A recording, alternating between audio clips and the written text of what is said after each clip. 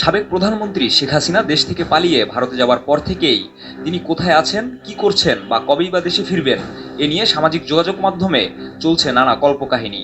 বিভিন্ন সময় তার দেশে ফেরা নিয়ে নানা তথ্য সামাজিক যোগাযোগ মাধ্যমে ছড়িয়ে পড়তে দেখা গেছে। ডিসেম্বর মাসে তার দেশে ফেরার এমন এক তথ্য সামাজিক যোগাযোগ মাধ্যমে ছড়িয়ে পড়লেও তেমন কিছুই দেখা যায়নি। আবারও তেমনই এক তথ্য কিছুদিন যাবৎ সামাজিক যোগাযোগ মাধ্যমে ভাসছে। তবে কি তিনি সত্যি দেশে ফিরছেন, নাকি দেশে থাকা নেতাকর্মীরা এমন তথ্য ছড়িয়ে আতঙ্ক সৃষ্টির চেষ্টা করছে?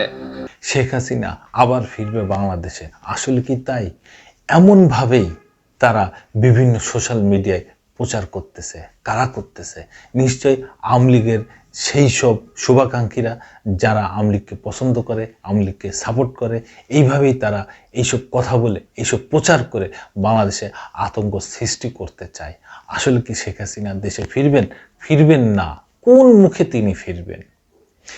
জুলাই আগস্টে যে নির্মম নির্যাতন তিনি করেছেন, যে নির্মম হত্যাযজ্ঞ চালিয়েছিলেন, সেখানে তিনি এই বাংলার কিভাবে ফিরবেন? এই বাংলার মানুষের কাছে কিভাবে তিনি মুখ দেখাবেন? এটাই হচ্ছে বড় কথা। তিনি আর বাংলাদেশে ফিরবেন না, কারণ তারা সেই মুখ নেই।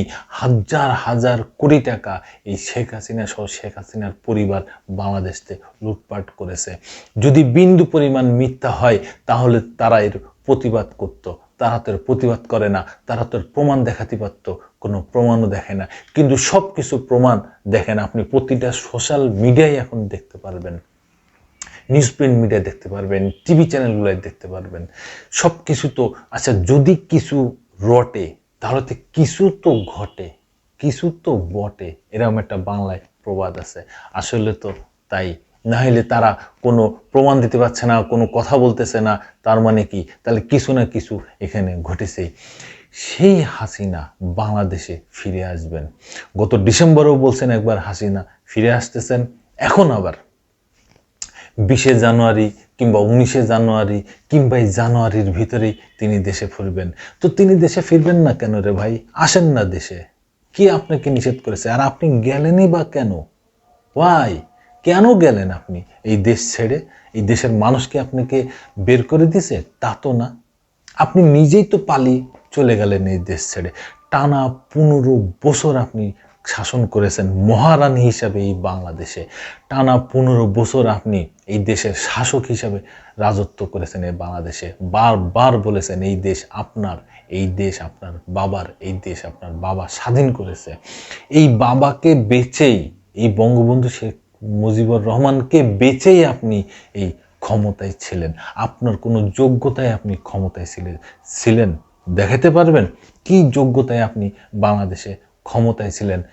আওয়ামী লীগের সভাপতি ছিলেন, একটা দেশের প্রধানমন্ত্রী ছিলেন, দেখাতে পারবেন? কোনো ক্ষমতা দেখাতে পারবেন না, কোনো কিছুই দেখাতে পারবেন না। একটা জিনিস দেখেন, খালেদা জিয়ার কিন্তু অনেক গুণে গুণান্বিত, উনি কিন্তু অনেক কিছু প্রমাণ দিতে পারবেন। তার ভিতরে দুই একটা প্রমাণ দেখায়। খালেদা জিয়া একজন মুক্তিযুদ্ধের স্ত্রী, একজন সেনা কমান্ডার স্ত্রী, একজন সেনাবাহিনী প্রধানের স্ত্রী, একজন রাষ্ট্রপতির স্ত্রী। আপনি কি? আপনার একটা পরিচয়, সেটা হচ্ছে আপনি বঙ্গবন্ধুর মেয়ে। দেখেন, আমাদের বাংলাদেশে একটা সমাজ ব্যবস্থায় যদি মেয়েদের বিয়ে হয়ে যায়, তারপরে তার নামের সাথে স্বামীর নাম যোগ হয়। আর আপনি আমাদের বাংলাদেশের সেই সামাজিক ব্যবস্থা আপনি রাখছেন, আপনি আপনার বাবার নামের সাথে সেই মানে সারা জীবন বাবার নামের সাথে এই শেখ লাগিয়ে রাখছেন। শেখ হাসিনা, আপনার স্বামীকে বাংলাদেশের মানুষ চেনেই না। আপনার স্বামীর নামের সাথে আপনার নাম কোনোদিন লাগাননি। আপনি আপনার নিজের নামের সাথে আপনার বাবার নাম লাগিয়ে রেখেছেন, যেটা বাংলাদেশের সামাজিক ব্যবস্থায় নাই। সামাজিক ব্যবস্থায় মেয়েদের নামের সাথে বিয়ের আগ পর্যন্ত বাবার নাম থাকে, কিংবা বিয়ের পর মুহূর্তেই সেটা স্বামীর নামের সাথে প্লাস হয়। আর আপনি কি করেছেন? আপনি আপনার বাবার নাম লাগিয়ে রাখছেন। আপনার বাবাকে বেচেই আপনি এই বাংলাদেশের মসনদে বসেছিলেন রাজার হালে মহারানী হয়ে। আপনি কি একটা মানুষ! এই বাংলাদেশের 16 কোটি মানুষের সাথে আপনি এইভাবে দিনের পর দিন রং তামাশা হাসি ঠাট্টা করে গেলেন। তারা তো এই দেশের জনগণ। আপনি কিভাবে পারলেন যে এই মানুষকে সাথে, এই জনগণের সাথে আপনি এইভাবে তামাশা করতে? হ্যাঁ, আপনি মাংসের বদলে তাদের কাঁঠাল খাইতে বলেন? বিশ্বের কোনো দেশের প্রেসিডেন্ট, প্রধানমন্ত্রী, কোনো দেশের রাজা, কোনো দেশের বাদশাহ এইভাবে তার জনগণের সাথে এইভাবে উপহাস নিয়ে কথা বলেছে? পেঁয়াজ ছাড়া রান্না করতে বলেছে? বেগুন ছাড়া কুমড়ো দিয়ে চপ বানায় খাইতে বলেছে? এ কি অদ্ভুত ব্যাপার! হ্যাঁ, ডিম ফ্রোজন করে তারপরে খাইতে বলেছে? পৃথিবীর এরম কোনো নজির আছে যেটা আপনি নজির করেছেন? আপনি এই দেশের জনগণের সাথে এইভাবে, হ্যাঁ, ঠাট্টা বিদ্রুপ করে কথা বলতেন, আবার কথায় কথায় বলতেন আমাকে বেশি কথা বললেই আমি পানি বন্ধ করে দেব, বিদ্যুৎ বন্ধ করে দেব, গ্যাস বন্ধ করে দিয়ে চুপচাপ বসে থাকবো, সার বন্ধ করে দেব। এই হচ্ছে আপনার বাবার দেশ। তাহলে সেই বাবার দেশ থেকে আপনি কেন পালিয়ে চলে গেলেন? হ্যাঁ, যে কর্মীরা আপনাকে পাগলের মতো ভালোবাসতো, আপনি যদি জীবন দিতে বিন্দুমাত্র দ্বিধা করতো না, সেই কর্মীদের আপনি বিপদের মুখে রেখে এইভাবে পালিয়ে চলে গেলেন রে ভাই!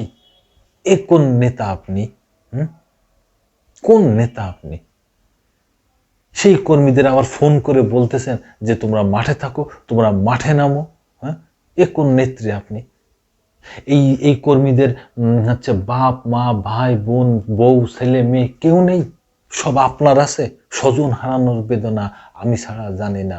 হ্যাঁ, এইসব বলে বলে, এইসব নাকে চোখে পানি বের করে আপনি কি সব করে গেছেন এই 15 বছরে। ওদিকে পুলিশে আবু সাইদরে মারতেছে, মুখ ধরে মারতেছে, সবারই মেরে ফেলতেছে, আর এদিকে আপনি বিটিভি ভবনে, সেতু ভবনে যে কান্নাকাটি করেন, এগুলো আমি করেছি, এগুলো ভেঙে এইভাবে তছনছ করে ফেলা হলো। আপনার এই মুগ্ধর জন্য মায়া লাগেনি? আপনার এই আবু সাইদের জন্য মায়া লাগেনি? আরো মানুষ যারা শহীদ হয়েছে, ছাত্র জনতা, তাদের জন্য মায়া লাগেনি? কত মাসুম বাচ্চা ঘরের ভিতরে গুলিবিদ্ধ হয়ে মারা গেছে, তাদের জন্য আপনার কোনো মায়া লাগেনি? সব মায়া কান্না আপনার ওই ধ্বংসস্তূপের পরে, আপনার ওই বিটিভির পরে, আপনার ওই সেতু ভবনের পরে। এগুলো কি আপনি জীবনে চোখে দেখেন নাই? এগুলো কি কোনোদিন বানাতে পারতেন না? কোন নেত্রী আপনি রে ভাই? যারা আপনার এই জনগণ, এই আপনার আপনার দলেরই কর্মী যারা আপনাদের জীবন জীবন উৎসর্গ করে ভালোবেসেছে, তাদের এই বিপদের মুখে রেখে আপনি এইভাবে পালিয়ে যেতে পারলেন রে ভাই? কেমনে পারলেন এগুলা? এখন আপনি কোন মুখে এই দেশে ফিরে আসবেন? কোন মুখে? আবার সেই আপনার যে সব নেতারা পালিয়ে গেছে, আবার এই দেশে সেই কর্মীদের আবার এই বিপদের মুখে ফেলবেন আপনি?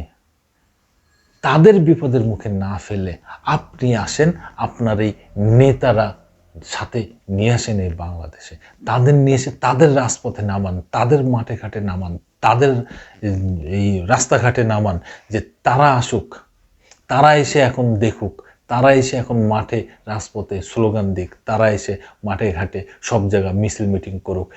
কিচ্ছু তো আপনি করতে পারবেন না, কারণ আপনার শক্তি এই কর্মীরা।